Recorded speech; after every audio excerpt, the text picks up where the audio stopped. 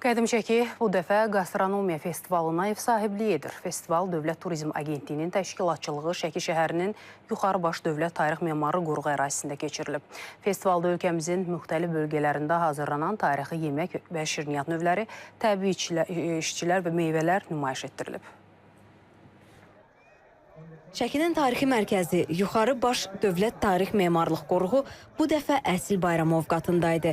Tarixin nəfəsini daşıyan bu ərazi ləzzət dolu bir səyahətin ünvanına çevrilmişdi.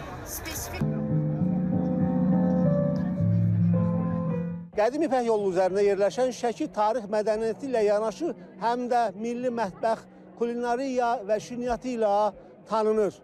Təsadüfi deyil ki, illər əvvəl Şəki dünyanın şirniyyat paytaxtı olaraq seçilmişdi və bu gün növbəti Gastronomiya Festivalının keçirilməsi də heç də təsadüfi deyil. Festival çərçivəsində 13 stenddə ölkənin müxtəlif bölgələrindən gətirilən 26 fərqli məhsul bölməsi təqdim olundu. Qovurma demək bizdə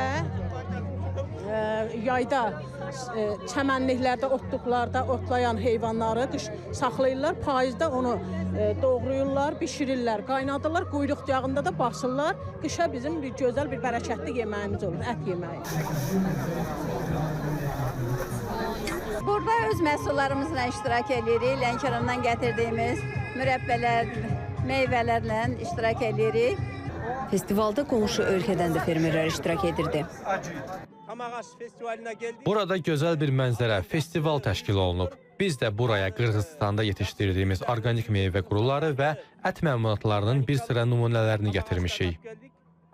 Festival Azərbaycanda slow food fəlsəfəsini təbliğ edən ilk tədbir olmaqla kənd icmalarının dayanıqlı inkişafına, yerli mətbəxin və aqrobiyo müxtəlifliyinin qorunmasına xidmət edir. Slow food nə deməkdir? Gördüyünüz o işarə qırmızı ilbiz, təmiz, dadlı, ədalətli qidanı tərənnüm edir və biz bugün 30 dənə stendimizlə və 51 fermerimizdən dünyaya, regiona mesaj vermək istəyirik ki, gəlin A-dan Z-ə məhsulları istifadə edək, təbiətə atqı buraxmayaq.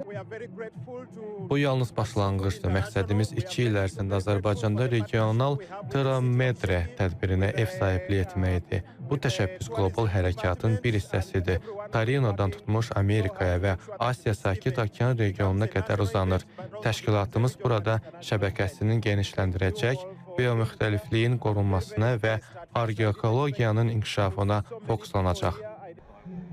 Festival çərçivəsində kənd təsərrüfatı və gastronomiya sahəsində ekspert forumları, degustasiyalar, ustad dərsləri və məhsul yarmarkaları da keçirildi. Tədbir musiqiçilər, folklor kollektivləri və sənətkarların çıxışları ilə daha da rəngarəng oldu. Rasim İslamov, Raqif Cəfərov, Səbinə Şükürova, İTV Xəbər, Şəki.